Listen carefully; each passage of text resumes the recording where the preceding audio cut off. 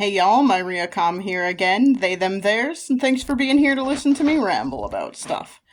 I swear I'm not gonna do a recording every single day forever. It's just when inspiration strikes, I'm like, I should talk about that. And instead of leaving it for another day, I'm just gonna do it. Side note, I'm doing the 5K this weekend, and I was walking after work today, and I am forming blisters on my feet, which is not great, because the 5K is 3 days away.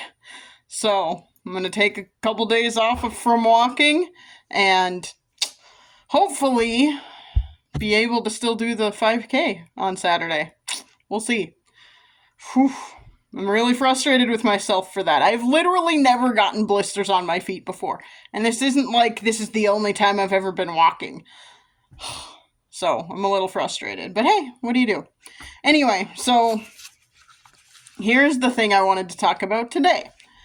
I will give a little backstory. I don't know why I feel like I always have to give backstory for why something came to mind for me to talk about, but I think part of it is like, I am a trained academic, and a part of me is like, hey, if this idea came from somewhere else, I should, give that source of the idea credit, because otherwise it's plagiarism. I know that's not how ideas work necessarily in, like, the real world or outside of academia. I mean, I do think it would be great if we would give other people credit when they inspire us on the regular. I think that would be great, but I know that's not like a realistic ask for all of society to do. So I'm just gonna do it for me because that's what I feel like doing. So anyway, I have been listening to just like random Facebook reels while I'm working because there was some interesting stuff that was popping up, and I don't know how this randomly started popping up. I don't know how the Facebook algorithm for reels works. It's very interesting because it'll give me like the same kind of stuff for a while and then randomly switch over to some other random thing. And I don't know why it's there, but hey, why not? So I am going to give like actual credit to this author for their words because I'm going to directly quote them. So this is, and I apologize if I butcher her name, but I'm trying. Her name is Daniela Mestianek Young. I probably ruined that. I'm sorry. Daniela Mestianek Young, and she wrote a book called The Culting of America. I haven't read the whole thing, but I am thinking about getting it to work on it. Her background is that she was raised in a cult, and also joined the armed forces. I don't remember if it was the army specifically, or if it was a different armed forces. You're gonna have to forgive me. This just comes from me listening to reels in the background while I'm working. So she was in some form of U.S. Armed Forces after being raised in a cult, and so, she knows stuff about cults. She has also studied cults in an academic sense as well, and she has written 2 books on the subject. So, this comes from The Culting of America. And it's specifically talking about cults, but I'm going to weave it into something from my own personal life and my background. So, emphasis on positivity and rejection of negativity fosters conformity in a cult specifically, but I mean it happens in other cases as well, leaving little room for critical thought. People who question the group or leader are derided for their negativity and often publicly humiliated. And that is a direct quote from The Culting of America by Daniela Mestianek Young. Again, I'm sorry if I butchered her name. I'm trying. So, when I heard that, it kind of clicked because my mother, my entire life, but, while I was growing up, has also happened multiple times in my adult life. My mother has always been very, very against what she calls negativity and what I personally call realism, being realistic. And my mother has always been uh, what I would consider to be toxic, to like have toxic positivity, and what I term delusional optimism. And I don't know how much of this is just like uh because she is a Christian and believes in God in such a way that because she always said all the time when I was growing up, and all the time as in a when I like since I've become an adult, that God God has a plan and it'll all work out because God has a plan. So it's all going to work out however it's supposed to. Now, that isn't to say that she like totally always like throws caution to the wind and does whatever, but what I am saying is that it's this like toxic positivity, this delusional optimism she always has in my estimation. I call it delusional because it's always just like, don't worry about the future. Don't think about the future very much. Don't worry about it because it'll all just work out. And I'm just like, how? How can you sit there and say, don't worry about it, it'll all just work out? Because you know what? My life has not just worked out so far. Am I alive? Sure. Do I have a job? Yes. Is it a job that fulfills me, or like it's a way to pay the bills, but it is not something I like doing. It's not something I enjoy. It is something that causes me an inordinate amount of stress. Like, it causes me a stupid amount of stress, and I hate it. But, like, I that way of thinking has always driven me a little bit crazy, because it doesn't make sense to me to just be like, just don't worry about it, everything will work out. You have to put things in place for things to work out. You have to make plans for things to work out. Like, don't worry about it, it'll all just work out, is how I went through college, for example. And while I was successful in college, I didn't necessarily make the best choices in order to have a comfortable life in the world we live in. There were other choices I probably could have made that would have gotten me a better job that would pay me more and theoretically be less stressful, or maybe a different kind of stressful, a more comfortable kind of stressful, maybe. Like, I want to believe my last job was stressful, but not this kind of stressful, and it was a more manageable kind of stressful. So, like, I know that while all jobs are stressful and no one necessarily loves their job, maybe I'm being hyperbolic, maybe some people love their job, but not a lot of people love their jobs. Like, I acknowledge that. However, like, there are different kinds of stressful, and there are different levels of not liking your job. Like, I am really struggling to get out of bed every day because that's how much I don't like my job. I'm still doing it, but, it's not fun. But anyway, so, like, that kind of delusional optimism of just do whatever and it will work out because life is just gonna work out, like, it's just so untethered from reality, in my opinion. And again, I don't know how much of that is because of my mother is Christian and really believes in God and really believes that God is going to do whatever to make life good. I don't know. So,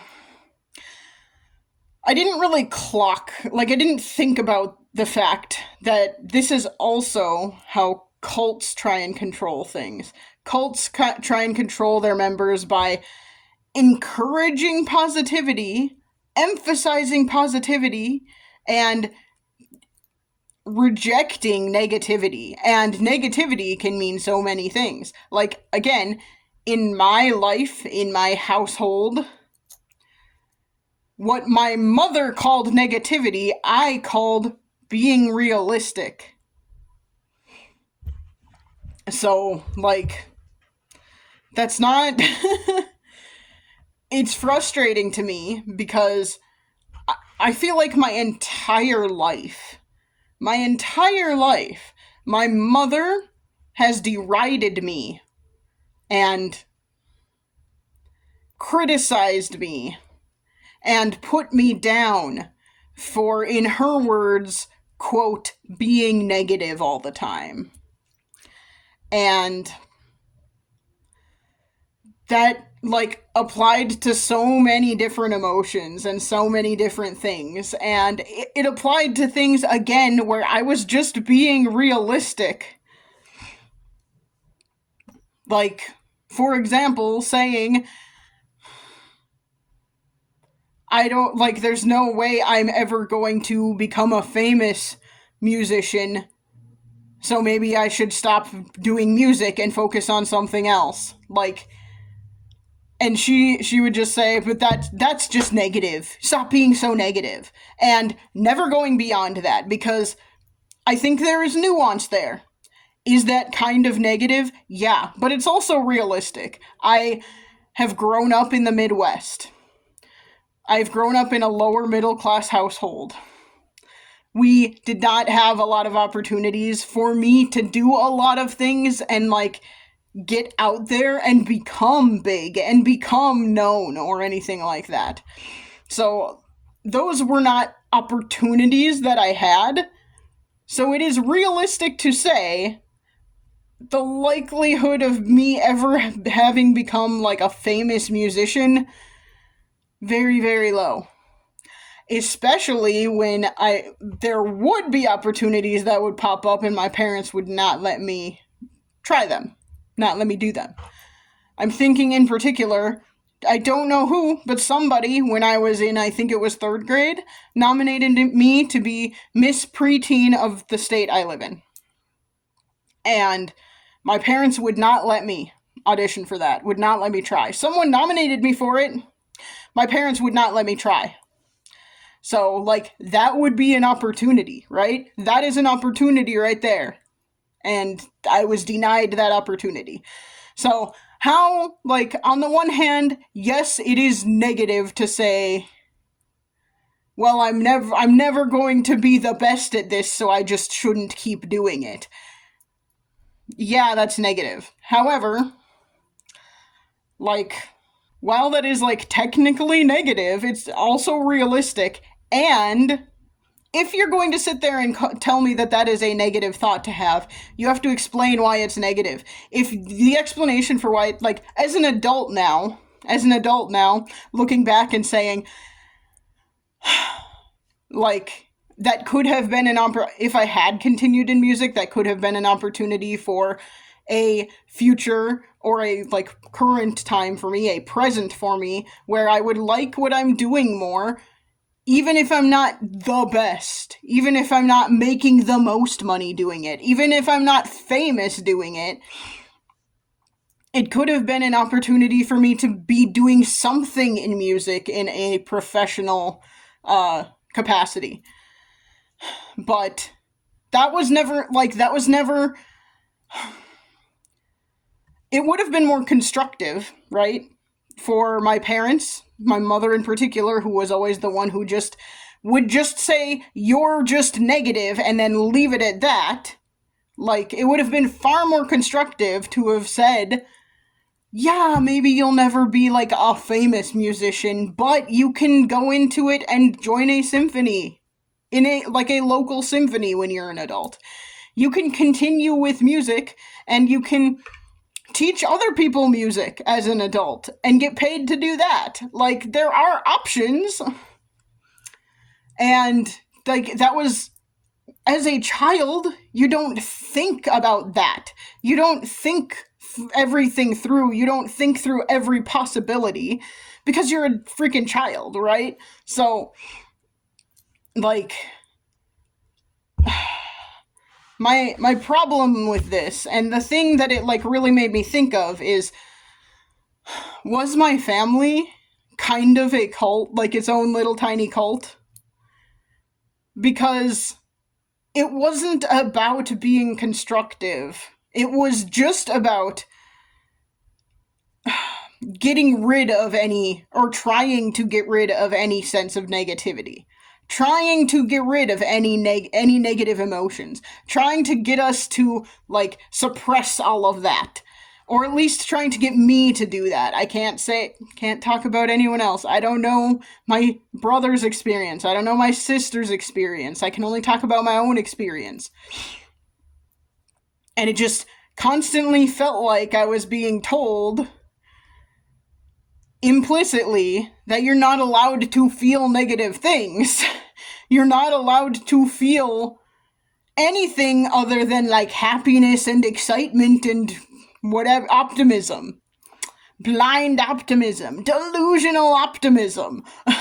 That's what it felt like when I was growing up. That's what it has felt like as an adult whenever I have brought up, like, these are struggles I'm going through. And back when I was in contact with my parents, the conversation would inevitably always lead to my mother either screaming at me or telling me, "You're just being negative. Stop being so negative." I'm not being negative, I'm being realistic. If you have something constructive to say about it, do that. And that's always been the problem. And yeah, like, I don't know. Can just a, like, small nuclear family be a cult? I don't know. Maybe they can, but it's, like, an interesting thing, and I'm just...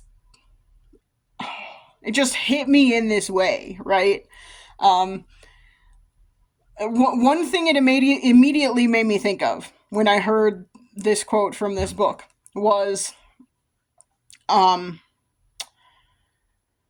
the movie Bambi. If you haven't seen it, I apologize. I will try and find an image to put up on the screen here. But in the movie Bambi, there is a rabbit called Thumper, who is Bambi's friend. And when Thumper is younger, like a bunny, I guess, there's one point where I don't remember all of the context. You're going to have to forgive me for that. It's been a long time since I've seen Bambi, shockingly. I think it came out around the time I was born, so it's been a long time. But anyway, when there's this point where I think Thumper says something, like, mean about someone or something like that. Anyway, but his mom says, "Thumper, what do we say?" And then Thumper's like, "If you don't have anything nice to say, don't say anything at all." And, like, I've always understood what that is meant to mean. That is supposed to mean, don't say bad things about people. Don't say bad things about people, especially if they can hear you.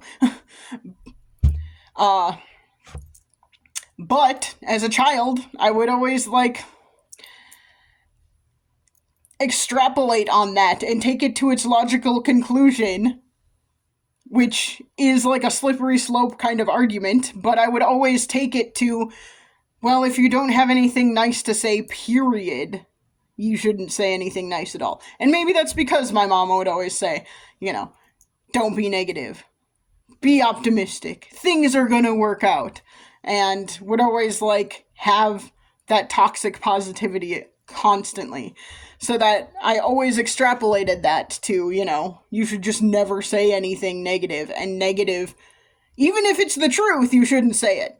So, I mean, also, as an adult looking back on that, it's like, yes, that is technically a good message to send kids. Like, don't say mean things about people, especially to their faces. But it doesn't go far enough, in my opinion. It should be, don't think mean things about people. Or if you do think mean things about people, because we all have unconscious biases that we have to try and work against, you have to work against that. You have to, like, talk yourself out of thinking those bad things about people. You shouldn't think bad things about pretty much anybody, because guess what? We're all just people trying to survive and trying to get through life. So, like, there's no reason to say mean things about people. Yes, of course. But you should also try not to think bad things about people. And you shouldn't just then turn around and say mean things about people when they're not around.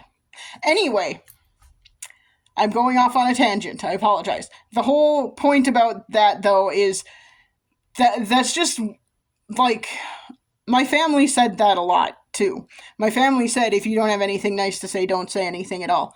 And again, they would say that in the context of like, don't tell the truth if it's negative. And again, negative means something very broad for my family. Negative means anything that's uncomfortable. Negative means anything that someone doesn't want to hear. Negative means, uncomfortable truths. Like, what can I even say? I don't know. I can't think of anything really. Okay, here's a good example that like is not too mean to anybody. One of my uncles was in a very bad relationship, married to someone who was not great. Got divorced, which is a good thing. And then started dating someone new. This new person he was dating, she's a very nice person. I like her a lot. Like, she's a great person, as far as I know. Unless there are skeletons in her closet that I'm unaware of. But, like, she's a very great person. She's very good. I think she was very good for his kids. Like, great person. Amazing person. However, he did not date her for that. He dated her because she was rich. I think he grew to love her, but he dated her because she was rich. And he married her because she was rich. It was not, again, I think he has grown to love her, and she's a good person. I'm not saying that she's not. What I am saying is, that is not why he married her. And my mother considers that negative. She considers me saying that negative, even though it is a fact. It is a fact. He married her for her money. That is a fact. But here's the thing. Two things can be true at once. She can be an amazing person who has been very, very good for his kids and very good for him, too. And he also did not marry her for those reasons. Those two things can be true at the same time. My mother does not believe we should address the fact that he married her for money. And that, to me, is a problem. Because I do not believe in ignoring uncomfortable truths. I do not believe in pretending things are bad just because pretending there is nothing wrong with something just because you like that thing. This can go from everything. This can, talk about everything from popular culture, television shows, movies, books, to people, to politics, to everything. Going back to what I was talking about the other day, yesterday, might have been yesterday, time is weird. You should be willing to critique things, whether you like them or not. You should be willing to be critical, especially of things you like. And my mother has a huge problem with that. And this just all goes back to, is my family kind of a cult? And, I guess the proper term for it, the, technical term for it, I believe, is, a narcissistic family system or a toxic family system, one of those two. I'm not an expert, don't ask me. This is just based on what I've seen from experts that I did not look up before doing this video. But I think, a more technical term for it is, a toxic family system. But isn't that kind of like a cult? I don't know. It just really, really hit me when I heard that quote, and I was just like, wow.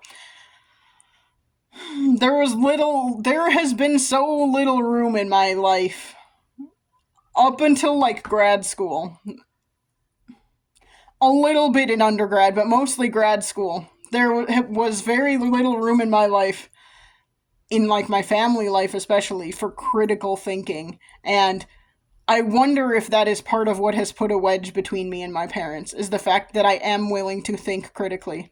And maybe even subconsciously there was a part of them that realized that was going to make me at some point be critical of them, and they didn't want that.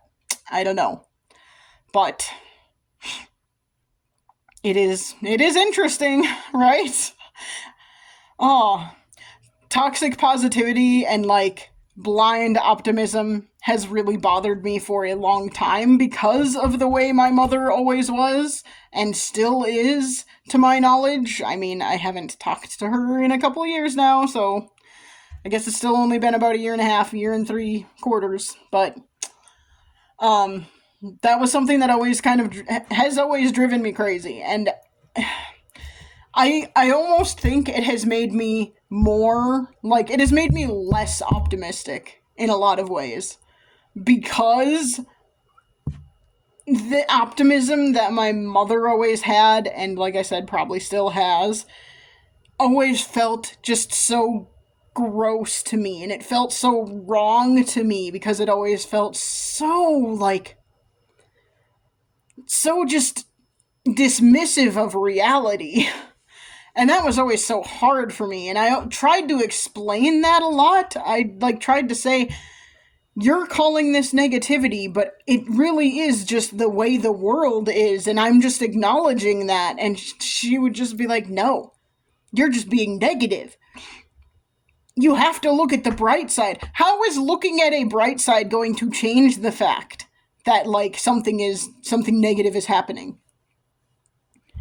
Like,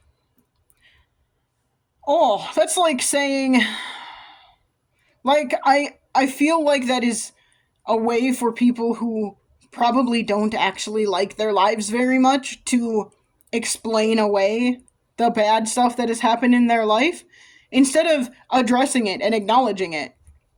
Like, if you just say, well, there's a reason that this happened, and it probably happened for a good reason, even if it was something bad, that feels so delusional to me. Can you just acknowledge that bad things can be bad? And good things can have bad aspects to them? Can we talk about that too? Like, oh, just feels so delusional. And so, like, I should not be surprised that my parents have kind of grown more delusional as time has gone on, and they are kind of detached from reality in a lot of ways. I don't know. It's just interesting. And I don't have a point. That's the problem that I have with a lot of these videos. It's like, this is the thing I want to talk about and unpack for myself, for my own life experience, but I don't have a point. I don't know why I'm telling you on YouTube about it. Other than, like, maybe this resonates with you too, and maybe it's something where you're like, oh my god, my family was like that too, and yeah, it drives me crazy too. And solidarity, right? Because, like, maybe maybe I'm wrong, I don't feel like it bothered either of my siblings as much as it bothered me. It never seemed like it bothered them as much as it bothered me. Then again, to my knowledge, I don't remember either of them ever being called negative on a regular basis. And I don't recall either of them ever being, like, criticized in that way constantly by my parents. Mostly my mother. Like, this is something that keeps frustrating me, because I'm just, every time I think about my childhood, I can only think of, like, very, very few specific things with my father, with my dad. Like, my mom worked nights, so my dad woke us up most mornings to take us to latchkey before school. And, like, I remember that, but that's like an everyday thing. It's not a specific memory. It's just that this is a thing that happened. I remember the same, like, 5 stories my dad has told all throughout his life about his own life, but I don't remember ever having a meaningful conversation that, again, did not turn into a massive argument where he just told me I'm wrong and stupid and too young to understand the world. So, I don't remember him ever saying that I'm too negative, but I do remember him telling me I don't know anything because I'm too young. And every time he would say something like that, I would always think, like, when am I not going to be too young? When will I ever have experienced enough life to know something? So, yeah. I don't know. I'm just, again, don't really have a point other than, hey, solidarity if this is something that happened to you as well. And it also drove you nuts. To be constantly told you're too young and too stupid and too negative. But mostly the negative thing. That's the thing, like, I also just find it really hard to be positive about pretty much anything now because toxic positivity built my whole life and I hated every minute of it and it never felt like reality. So it's really hard for me to be positive about stuff now. So I am going to end this video with a challenge to myself. And that challenge to myself is I am doing the Pride 5K on Saturday, assuming these blisters on my feet don't break open and cause me horrible pain. They don't hurt too badly right now, so there's that. Assuming that they don't break, I'm going to do the Pride 5K on Saturday. My sister has also signed up to do it, but she's going to run it, so she's going to finish before me because I can't run. My knees cannot handle running, and also I haven't trained for that, so there's that. But my challenge to myself is, despite the fact that my sister is going to beat me, and I am a little bit of a competitive person, and that's going to be hard for me, I am going to be happy with finishing. Like, I'm going to be happy with doing it. I'm going to be happy with myself and call it a win that I have done it, and that I signed up for it, and that I followed through and did it. And that will be a win. And that is me being positive about it, right? I am trying to challenge myself to be positive about something that is very hard for me to be positive about right now. If my sister had not signed up for it, it would be a lot easier for me to be positive about it. But I worry, in the back of my mind, which is unfair, I'm like, my sister is trying to show me up. And I don't think that's true. I think she's just doing it because she likes to exercise. That's her thing. So it's not about me. I'm trying not to make that part of it about me. It's just hard. As my eyes start switching. But my attempt at, I'm challenging myself to be positive about it by saying I signed up for it. I'm going to follow through and do it. And completing it will be a win. So, there we go. Whew, this one has been long. Thanks for listening. If you did listen, again, it's repetitive. I get very repetitive when I do these. I don't know why. It's like I don't think anyone's going to listen or believe me or something. I don't know. There's probably a reason. I'm sure there's trauma associated with that. But I appreciate it if you listened to even some of it. I really appreciate it if you listened to the whole thing. That's awesome. This has been Maria Com, and I will try and chat at you again soon. Bye.